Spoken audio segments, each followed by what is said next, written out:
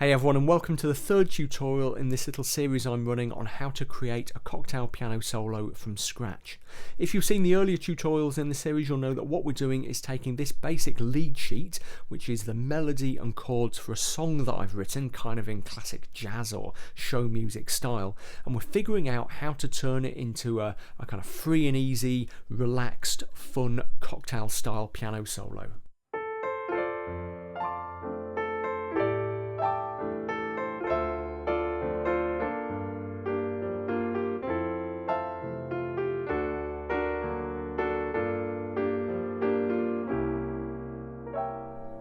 If you haven't seen the earlier tutorials in the series, I suggest you check them out. You'll find a link to the series playlist in the description text right underneath this video on its YouTube watch page. Basically what we did in those earlier tutorials was go through the melodies for the A and B sections of the song and explored a little bit to do with rubato and swing, really important rhythmic concepts when it comes to playing cocktail piano. We also explored the basic chords and how you can use them to create two types of left hand. First of all, a fairly simple left hand using block chords and shell chords, and then this kind of relaxed, free and easy stride pattern that I was playing just then.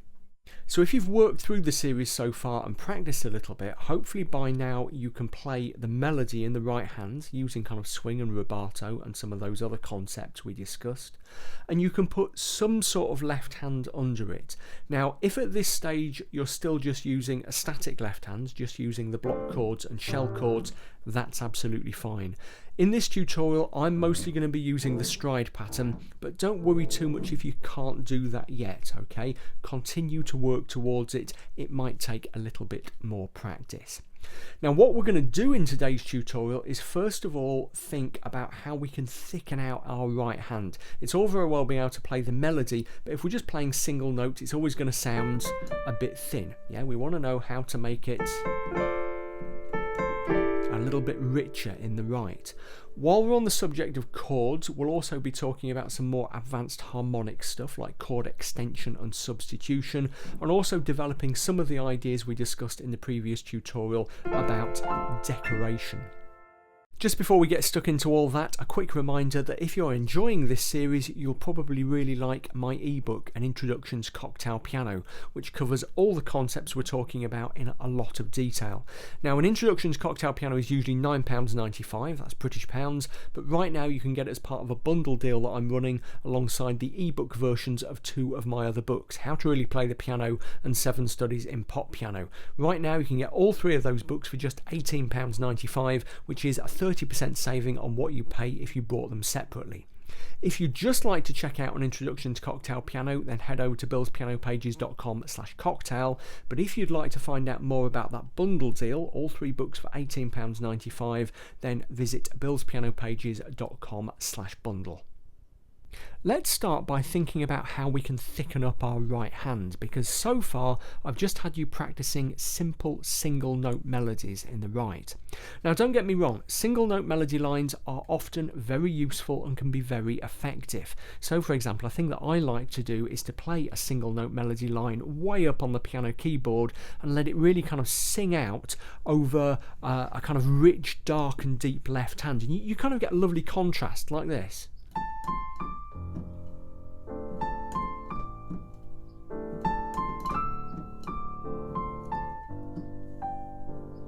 Which is a really nice effect, but you wouldn't want to do it all the time. It would get a bit samey. Most of the time we want to be filling out our right hand with chord notes. Whatever else is happening, whether we're playing the melody over the top, whether we're improvising a bit, whether we're decorating, we want plenty of chord notes there in the right hand.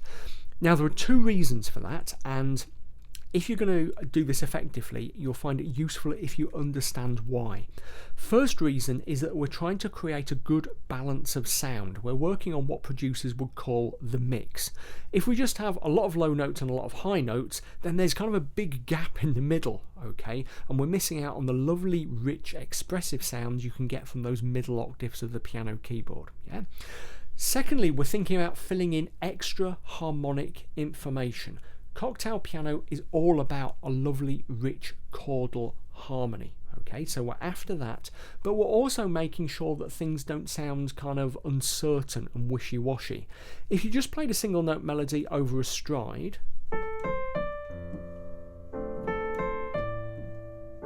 then there are a couple of times there when you've just got two notes sounding on the keyboard, irrespective of what might be sustained by the pedal. There and there. Now your listener probably has enough information to make sense of the harmony from the context, but it's a bit thin, okay? It's not very certain, and after all, one of the main points of Cocktail is to make the most of what a lovely kind of harmonic instrument the piano is. Bearing all that in mind, let's have a look at an exercise you can do to help you get used to filling in right hand chord notes. Now this is an exercise for your right hand only, so your left hand can have a rest for a little while, and all I want you to do is play the right hand's melody while filling in as many chord notes as is practically possible underneath it. Okay, by practically possible I mean I don't want you jumping around too much. Let me demonstrate the kind of thing that I mean. For now as well, I want you to stay off the sustain pedal, play it without sustain. Here we go. This isn't going to sound pretty, by the way.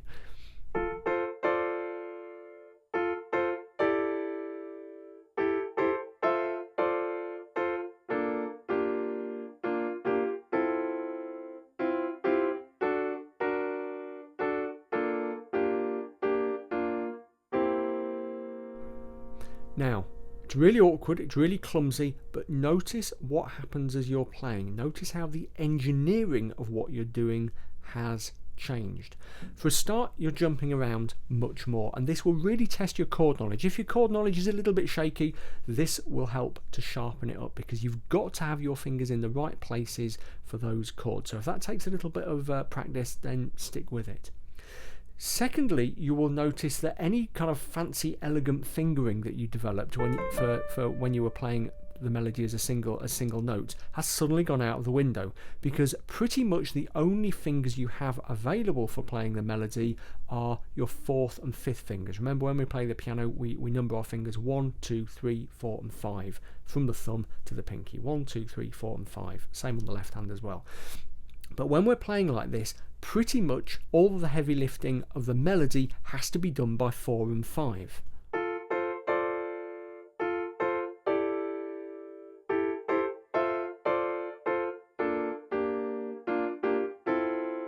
Yeah, an awful lot of work is being done by those two fingers. That has implications because it means it's much more difficult to make the melody kind of legato, really kind of smooth. So that's when you bring the pedal in. Let me do it again, but this time I'll pedal. I'll try to do it fairly noticeably so you can see when I'm pedaling.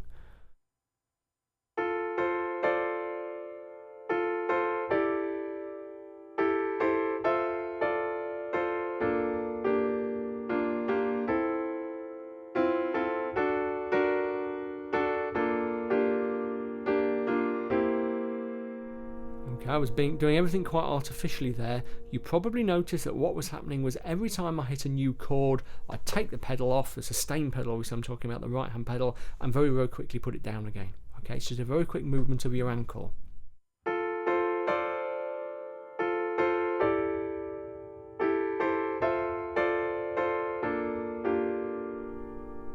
Okay, if you're pedaling across chords, you'll get a mush.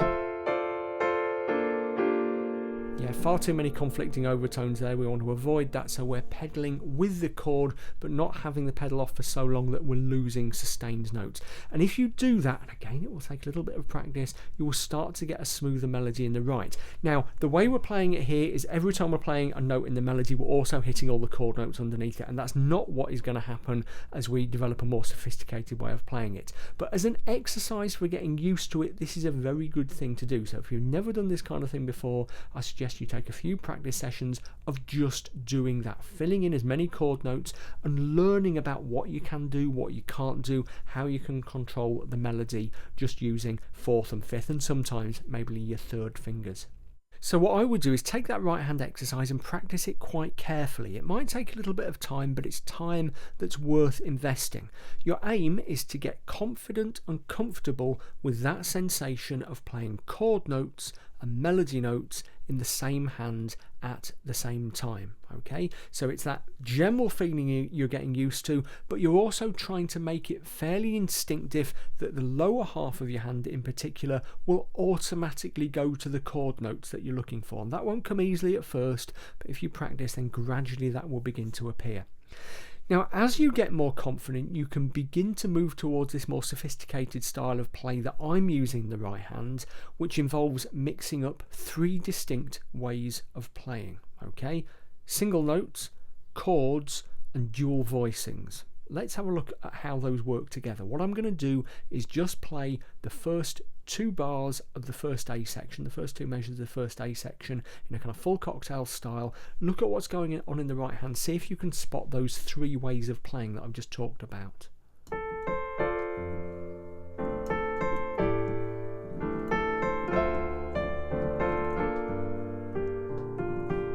And there we are at the start of bar 3, measure 3.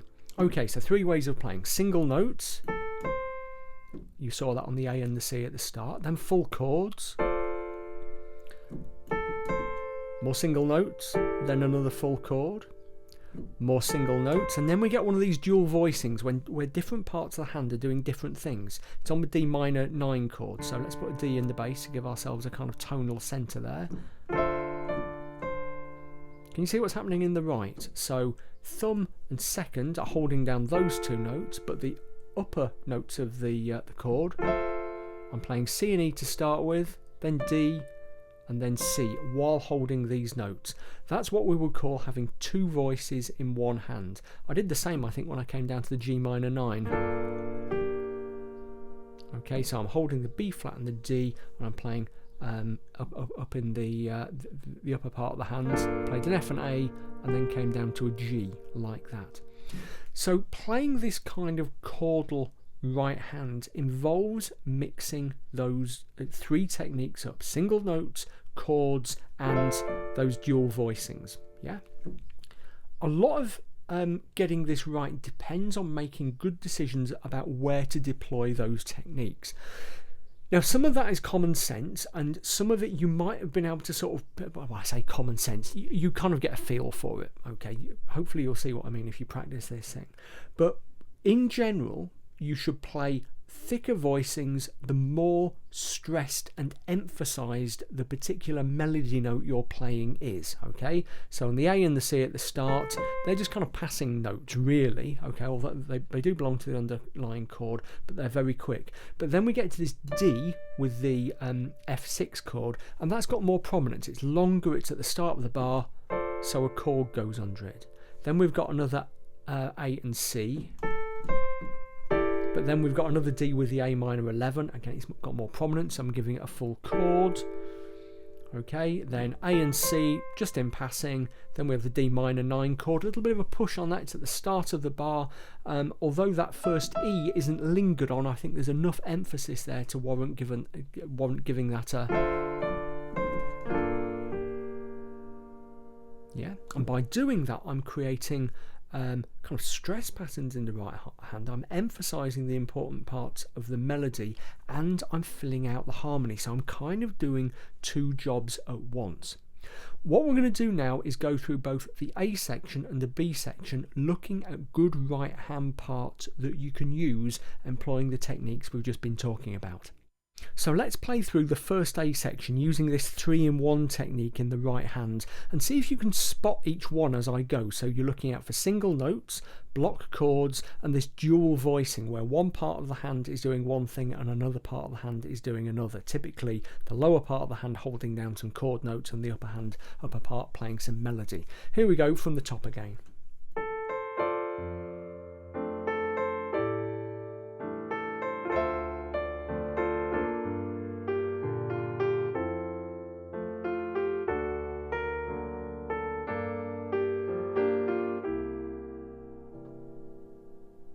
Yeah, so quite a mix there. We had single note to chord, and we were tending to play those full chords on notes that were stressed or were sustained a while. And then every now and then I was using the dual voicing, but it wasn't really rigid. So if you looked at bar 4, I did this. On the G minor 9 chord, I did the dual voicing thing there, but then gave the chord another stab.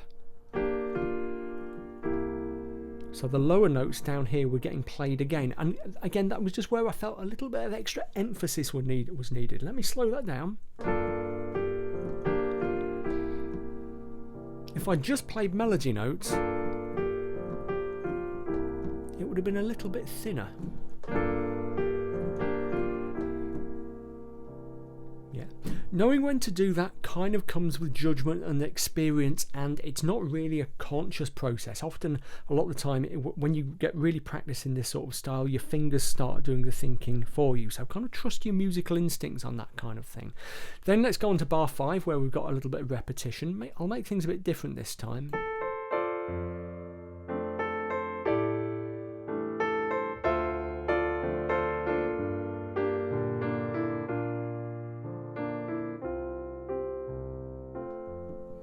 Did you notice how things were different there? So on the D minor 9 and G minor 9 chords, instead of using dual voicing, like I did first time, instead I gave them full chords. And a lot of that was actually connected to the dynamics. I'd swelled out a little bit more, things were a bit louder, I wanted to give it a bit more of a push, so I went to town, a full chord for each one, which is actually a little bit more awkward to play, okay? You're likely to make more mistakes, be a bit more splashy, but don't worry, that'll come with practice.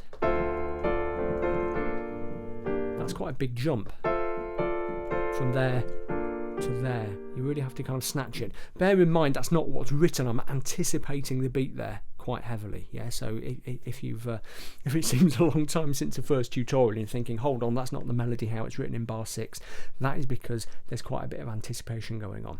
So as you can probably see, all 3 of those techniques are working in quite an interlocked way. Single notes on relatively unimportant low stress melody notes, full chords on longer notes or pauses, and then your dual voicing you can fit in where necessary, okay, just to kind of thicken up the melody as you see fit. Let's quickly do the same thing for the B section, the 8 bars starting at bar 17. What I'll do once again is just play it through and see if you can spot where I'm using each of those 3 approaches: single notes, block chords and dual voicings. Here we go.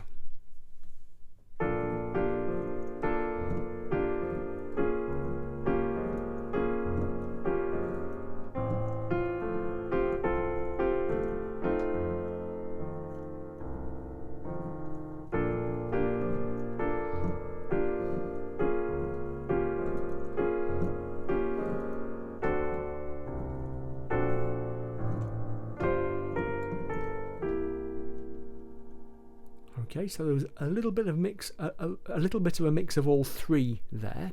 Just an interesting thing you might have noticed: bars 17 and 18 and 21 and 22, where we've got the B flat major 7 shape and the B flat minor shape. You might think those were obvious places to do split voicings, to have the bottom half of the hand playing the bottom half of the chord and the top half of the hand playing the melody. But I didn't do that. Have a listen to what happens if I do that and see if you can work out why I avoided it.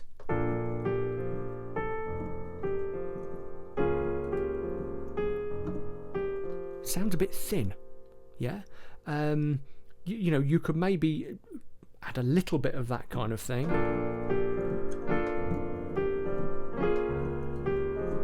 Give each chord a little bit of an extra stab down the bottom halfway through the bar, but I still think it doesn't quite have the richness there. Maybe it's because those G's are quite long, okay? And if there's nothing else underneath them, they sound a bit lonely and isolated. I think those bars work better as full chords.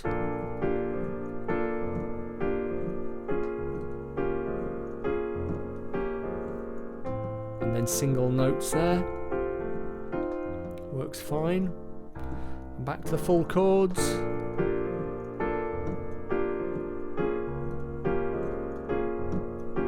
To the D7 with this descending bit of bass line I use, and then a dual voicing.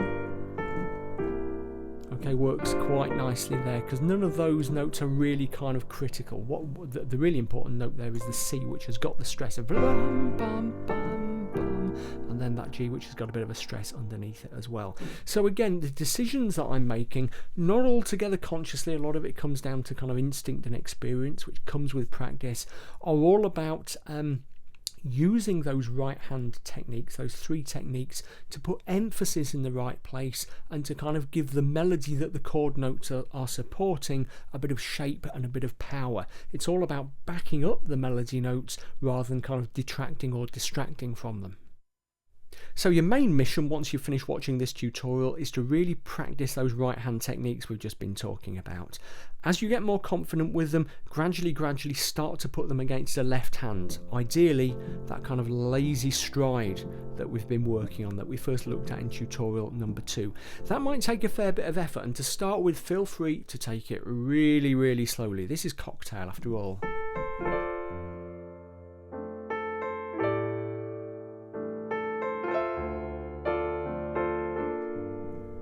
If that's the fastest you can go, that is absolutely fine. And don't worry if it takes you several weeks even to get to that standard, especially if you are new to this kind of playing, because this is moderately challenging stuff we're looking at here.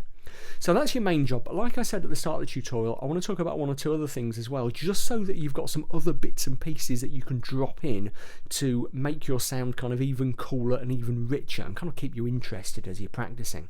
In particular, I want to think about some of the cool things you can do with the chords, starting with some chord substitutions. I'm going to show you a couple of chord substitutions that you can use.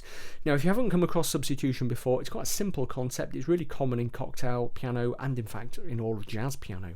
It's where you take a chord out of the progression and replace it with a different chord that sounds different but does the same job, that has the same function, to use the technical term.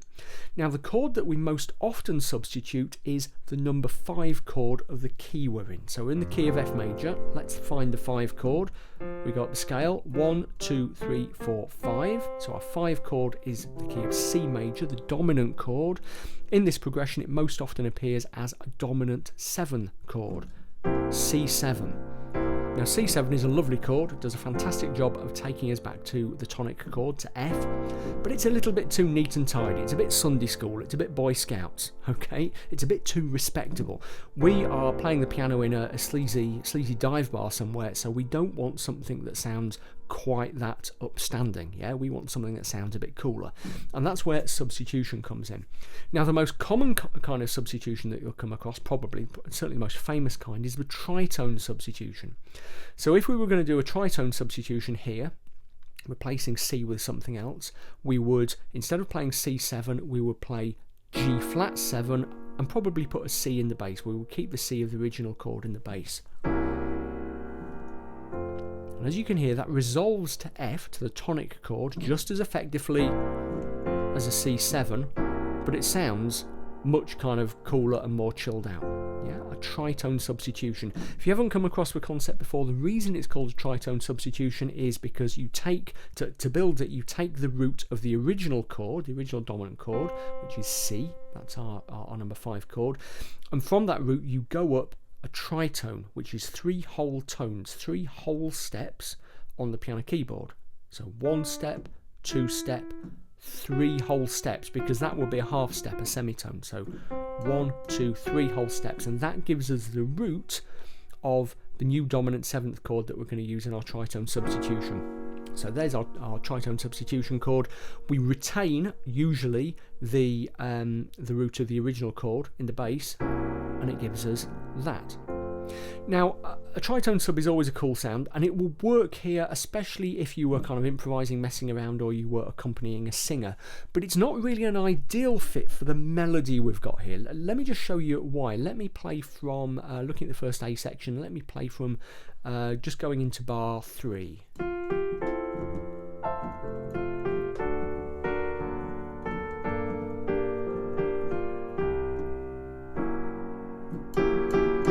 Little bit clashy.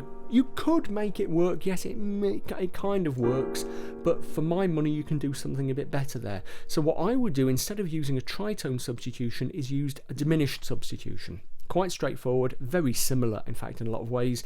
We go to, once again, to the root note of our original dominant chord, C, and instead of going up a tritone we go down a whole tone. And on that note, we build a diminished 7th chord. That's B flat diminished 7. Once again, we put the original root note in the bass. Yeah, and that works quite nicely.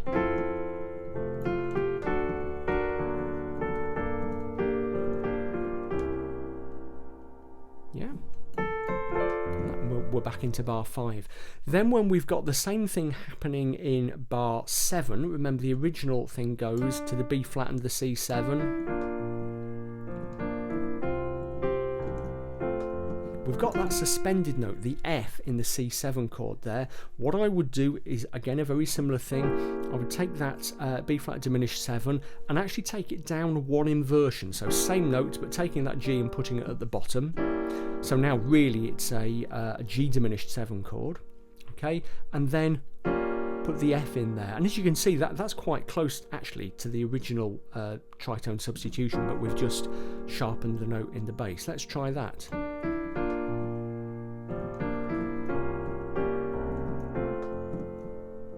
Okay, so as you can hear, all quite similar things. That D flat is cropping up a lot. Yeah, another quite similar one you can use is go to the number 4 chord, B flat, play B flat 7, make it minor, B flat minor 7, put the C in the bass, and again that gives you a really nice substitution if you can find somewhere to make that work. Play around with those substitutions and see how you can fit them in to your playing, because it's always going to give you that slightly cooler, slightly more authentically cocktail kind of sound. So there are some chord substitutions you can maybe start playing around with. Like I said, I also want to show you a couple of other things to do with decoration and extension. Now we're going to discuss these in more detail in the 4th and final tutorial in the series. I have decided to make this a 4-part series, by the way, because there's quite a lot of stuff to get our teeth into here. But just for now, I'm going to show you a couple of quick things to do with decoration and extension that once again you can kind of drop into the stuff you're doing now to make it richer and more interesting. First of all, and this falls under the heading of decoration, I want you to start thinking about right hand arpeggiation, taking chords and just spreading them out for that slightly more kind of distinctive, kind of expressive sound. You'll notice that I do it quite a lot.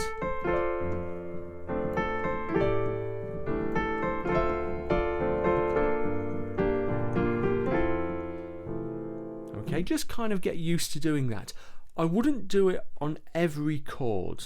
Okay, if you start doing it on every chord, then it does start to sound a little bit samey. But on chords that in particular you want to put a stress on, or which are quite rich or interesting, do think about giving it an arpeggiation. So in that first line, a really natural place to arpeggiate is the D minor 9 chord, even if you don't arpeggiate the others.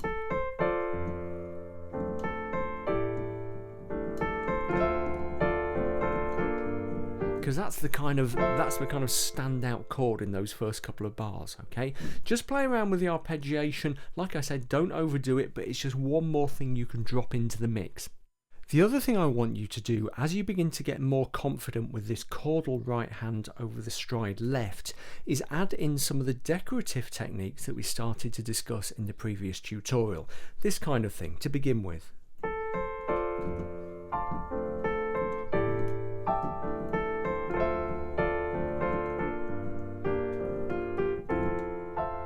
As you might remember, and as you can probably see, all we're doing every time we have a lingering chord note, we're jumping up and decorating it with exactly the same shape in the right. And you might play that straight, you might play it with a kind of long arpeggio like that. There are various ways of doing that. Now, to start with, I would just do that. Just play the chord you want, your chord you're playing there, and then mirror it up the octave. Certainly don't do it on every chord, just where there's a little bit of a pause, okay? And then, use your musical judgment about where a good place to do it is. Now, as you begin to get more confident with that, you can also play around with chord extension. Now, rather than thinking about extension from a theoretical point of view for now, rather than trying to say, oh, what chord extensions can I use, I want you to use your ear much more and try playing around with decorative chords up here, decorative shapes up here that you've borrowed from other chords in the playthrough. Say, for example, you've got maybe you'll decorate that with that shape, and then you've got this shape, same one you just used for a decoration, but you might decorate it with that shape, and then maybe the F major 7 shape you might decorate with an F6 shape. Okay, that'll take you a little while. Maybe just do that in the right hand to start with. Like I said, what you're doing there really is playing around with extension. As you probably know, you can have a basic chord like F major, and as you build thirds on top of that, you get particular extensions of the chord. F major 7, F major 9, F major 11, F major 13. Yeah, and typically when we're playing big extensions on the piano, we'll miss some of the notes out, okay? So you will get, as we have already written into the score, we'll have that, which we're calling A minor 11, okay? Even though it doesn't have all the notes of the A minor 11 chord. It has the character of it. It's an abbreviated form of the chord, to use the term we used earlier in the tutorial. Now, we'll dig into extension much more in the next tutorial, but for now I just want you to play around with kind of making your own and just swapping around those chord shapes and seeing what effect it has on the music you're playing. You can even try and kind of mess around with different ones of your own. You can get some really interesting ones, for example, on the on that quite plain B flat chord that is there in bar 7. Okay, just play around with those. If you know a little bit of music theory, you can maybe begin to guess at what extensions might work, but don't fret too much about the theoretical side of things. For now, just borrow those shapes from elsewhere, other shapes that we've played in the playthrough, and see how they sound. Does it sound good? Does it sound bad? Is it a bit too way out? Is it kind of within the bounds of what's acceptable? Use your ear, and then in the next tutorial, we will dig into these principles of extension a little bit more. Okay, so let's just recap what you're doing. First of all, working on this right hand, getting the chordal right hand really comfortable, then gradually working towards making the left hand stride work underneath it, then a little bit of simple decoration, and then slightly more advanced decoration, playing around with those sounds. Don't worry if you don't get fluent with those. I'm much more interested in the way you can kind of explore the sounds you can make, okay? And like I said, we'll discuss that more in the next tutorial. As I've said previously, this is quite a big chunk of work for you to be getting on with, so don't be surprised if this takes several weeks of practice. And if you are watching the series as it comes out, I'm going to leave it a couple of weeks before I release the next tutorial, just to give you time to kind of get to grips with this stuff and build up a solid foundation.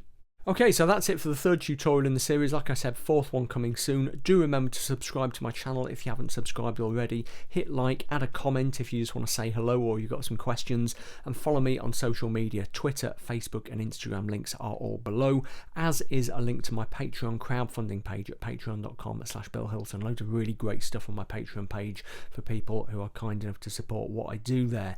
Also, don't forget to check out that bundle deal on my 3 ebooks at billspianopages.com/bundle. Really great value there, especially for an introduction to cocktail piano, which is covering all the stuff that we're doing in this course. Okay, lots of stuff for you to practice after this episode, so get to work on that, and I'll see you next time.